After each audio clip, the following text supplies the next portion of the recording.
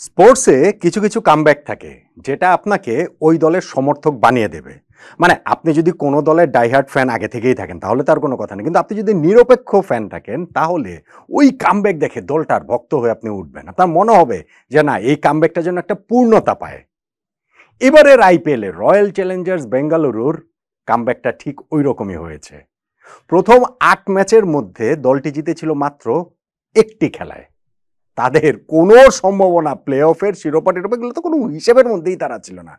সেই দলটি এরপরে সর্বশেষ ৫টা ম্যাচ টানা জিতে এখন প্লে অফের লড়াইয়ে আছে দারুণভাবে। চেন্নাই সুপার কিংসের বিপক্ষে শনিবার বাংলাদেশ সময় রাত ৮টায় যে ম্যাচটা শুরু হওয়ার কথা, সেই ম্যাচটার দিকেই এখন তাকিয়ে রয়েছে আরসিবি, বিরাট কোহলি, ফাফ দু প্লেসির এই দলটি। ওই ম্যাচটিতে কি তারা প্লে অফে খেলার শর্ত পূরণ করতে পারবে?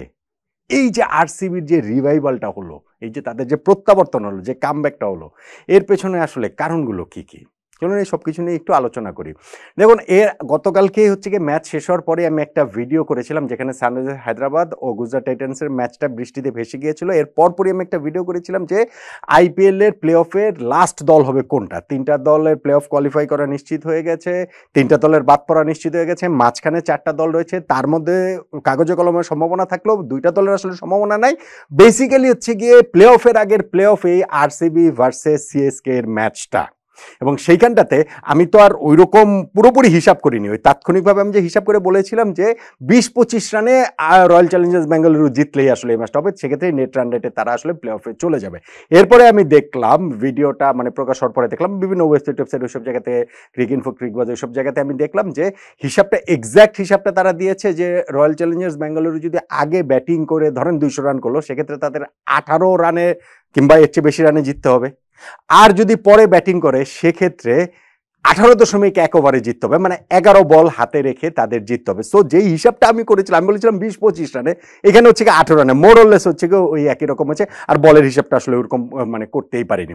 সো এইটা আরসিবির পক্ষে সম্ভব, খুবই সম্ভব, স্পেশালি তারা যেরকম ফর্মে রয়েছে। কিন্তু এই জায়গাটাতে তাদের আবার শেষ পর্যন্ত না, ভাগ্যের কাছে আত্মসমর্পণ করতে হয়, তাহলে অবশ্য সবারই মনটা খারাপ হবে নাকি? আচ্ছা, সেটা কিভাবে তার একটু বলছি। তার আগে বলি যে আরসিবির এই রিভাইভালটা হলো কিভাবে। ধরেন আরসিবির একটা এই দলটা আইপিএলে কোনোদিন হচ্ছে গিয়ে শিরোপা জেতেনি, অথচ প্রায় প্রতিটা আইপিএলে সবচেয়ে ভালো ব্যাটিং লাইন আপদের মধ্যে একটা থাকে আরসিবির। কিন্তু শেষ পর্যন্ত গিয়ে তাদের বোলিং এত দুর্বল থাকে, ব্যাটিং সময় মতো ক্লিক করতে পারে না, সবকিছু মিলে তাদের আর ওই শিরোপা জেতাটা হয়ে ওঠে না।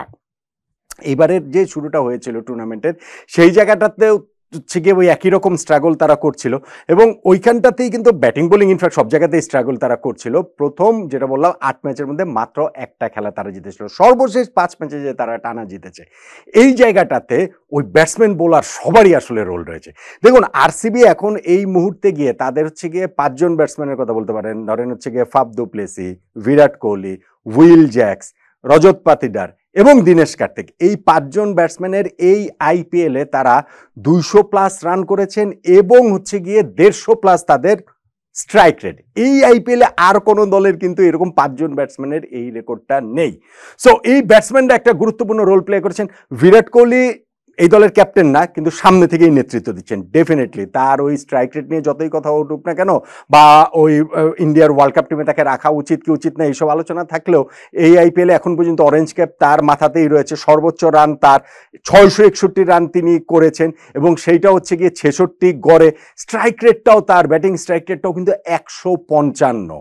সো বিরাট কোহলি এইখানটায় হচ্ছে গিয়ে সামনে থেকে হচ্ছে অবশ্যই ব্যাটিংয়ের সেই নেতৃত্ব দিয়েছেন। ফাফ দু প্লেসি যিনি হচ্ছে গিয়ে ক্যাপ্টেন, তার টুর্নামেন্টের ফার্স্ট হাফটা অত ভালো কাটেনি, কিন্তু সেকেন্ড হাফে তিনিও দারুণভাবে ফিরে এসেছেন। তারও কিন্তু ব্যাটিংয়ের স্ট্রাইক রেট হচ্ছে গিয়ে 167। আপনি এখানে উইল জ্যাক্সের কথা বলতে পারেন, মাত্র 8টা ম্যাচ খেলেছেন, তার মধ্যেই 320 রান তিনি করে ফেলেছেন এবং 175 স্ট্রাইক রেটে। ওই যে গুজরাট টাইটান্সের বিপক্ষে 201 রান তারা করতে নেমে তার যে সেঞ্চুরি, সেটাকে আসলে বলা যায়। 31 বলে 50-তে পৌঁছলেন, পরের 10 বলেই তিনি সেঞ্চুরিতে পৌঁছে গেলেন। অবিশ্বাস্য স্ট্রাইক মানে ওই দিন তিনি হচ্ছে গিয়ে বলকে যেভাবে স্ট্রাইক করেছেন সেটা। রজত পাতিদার এইবারের আইপিএলে তিনিও কিন্তু 179 স্ট্রাইক রেটে ব্যাটিং করছেন, দারুণ ব্যাটিং করছেন, এবং টুর্নামেন্টের এই যে সময়টার কথা আমি বলছি, যে শেষ সময়টা, সর্বশেষ 7টা ইনিংসের মধ্যে 5টা ইনিংস তার 50+, এবং সেই 50গুলো কি 20 বলে, 23 বলে, 26 বলে। সো মিডল অর্ডারে ওই রজত পাতিদারের ঝড়ো ব্যাটিংটা এই আরসিবিকে কিন্তু খুব হেল্প করছে। আর লোয়ার অর্ডারে তো দীনেশ কার্তিক রয়েছেনই, 194 স্ট্রাইক রেটে যিনি ব্যাটিং করছেন। এইবারের আইপিএলটাই প্রবাবলি তার লাস্ট আইপিএল, কিন্তু এই সময়টা এসে শেষ সময় এসে ফিনিশারের রোলটা যেভাবে তিনি পালন করছেন সেটা আসলে অ্যাডমায়ার করার মতোই। সো এই যে ব্যাটিং লাইন আপটা, সেই ব্যাটিং লাইন আপটা কিন্তু দুর্দান্তভাবে জ্বলে উঠেছে সময় মতো। বোলিং লাইন আপটাকে আপনি পিছিয়ে রাখতে পারবেন? পিছিয়ে রাখতে পারবেন না। কিন্তু এইখানটাতে ওই মোহাম্মদ সিরাজ বলেন বা ইয়াশ দোয়াল বলেন, তাদেরও একটা খুব গুরুত্বপূর্ণ রোল রয়েছে। ওই যে টুর্নামেন্টের প্রথম 8 ম্যাচের কথা বলছিলাম, সেই 8 ম্যাচে আরসিবি মাত্র 34টা উইকেট নিয়েছিল।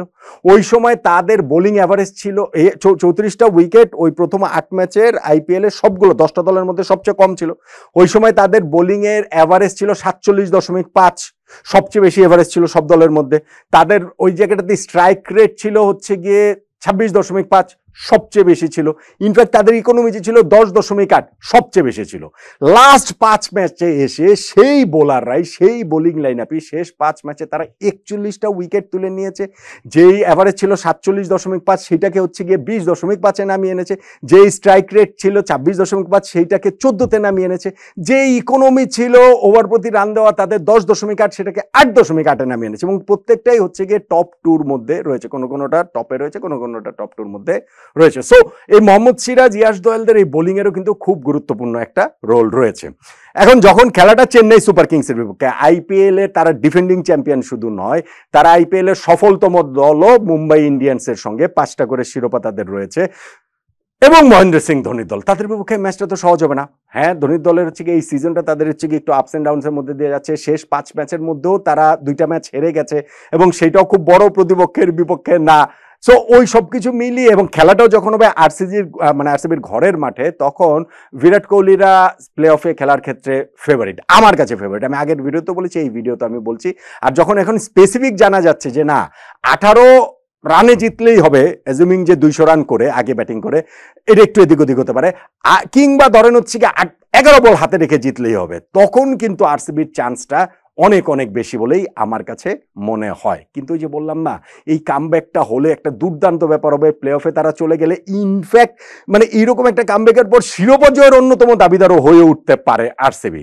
তবে সব কিছুতে এই সম্ভাবনায় জল ঢেলে দিতে পারে আসলে বৃষ্টি।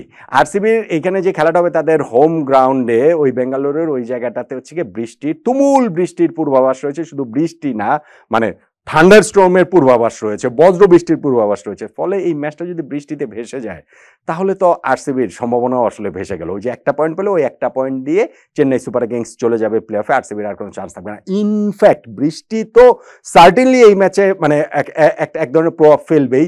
যেই ফোরকাস্টটা দেখা যাচ্ছে, তাতে করে হচ্ছে গিয়ে ম্যাচ না হওয়ার আশঙ্কাও রয়েছে। হলেও যে কার্টেল ওভারে ম্যাচটা হবে, সেইখানেও কিন্তু আরসিবির জন্য খুব বড় সুখবর নেই। কেননা ম্যাচটা কার্টেল ওভারে হলেও মোরললেস তাদেরকে ওই 18-20 রানেই জিততে হবে, মোরললেস তাদেরকে ওই 11-12 বল হাতে রেখেই জিততে হবে। সেইটা কার্টেল ওভারের ম্যাচে তো আরেকটু বেশি কঠিন হয়ে যায়। ফলে আরসিবির এই যে Virat Kohli, Faf du Plessis, Will Jacks, Mohammed Siraj, Yash Dayal, Dinesh কার্তিকদের যে একটা কামব্যাক হয়েছে, দুর্দান্ত একটা কামব্যাক হয়েছে, দারুণ একটা কামব্যাক হয়েছে, এটা পূর্ণতার মানে এই পূর্ণতার প্রথম ধাপে পৌঁছানোটা তো আসলে প্লে অফে খেলা। সেই জন্য এখন তাদেরকে নিজেদের স্কিলের উপরে, মানে খেললে তো অবশ্যই ওই ব্যবধানটাতে জিততে হবে, কিন্তু তার চেয়েও বেশি করে বোধহয় তাকিয়ে থাকতে হচ্ছে আকাশের দিকে, মেঘের দিকে, বৃষ্টির দিকে, বৃষ্টি না হওয়ার প্রার্থনার দিকে। বৃষ্টিটা যদি না হয়, বা বৃষ্টি হলেও যদি খেলাটা হয়, তাহলে কি আরসিবি তাদের এই প্লে অফে যাওয়ার শর্তটা পূরণ করতে পারবে? এই রিকোয়ারমেন্টটা তারা ফুলফিল করতে পারবে? 18.1 ওভারের মধ্যে তারা জিততে পারবে? কিংবা ধরেন হচ্ছে গিয়ে 18-20 রানের মধ্যে ব্যবধানে তারা কি জিততে পারবে?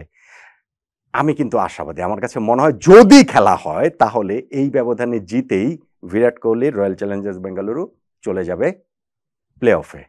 আপনি কি বলেন?